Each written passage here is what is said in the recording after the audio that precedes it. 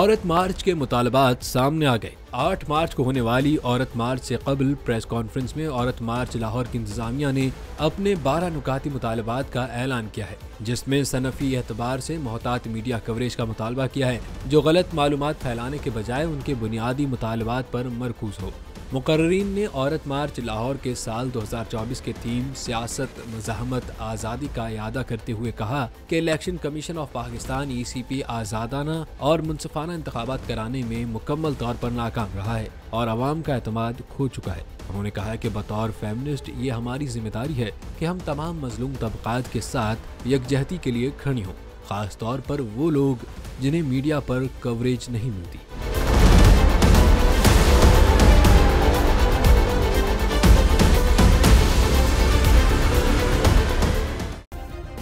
Subscribe करें और bell दबाएं ताकि कोई खबर रह न जाए।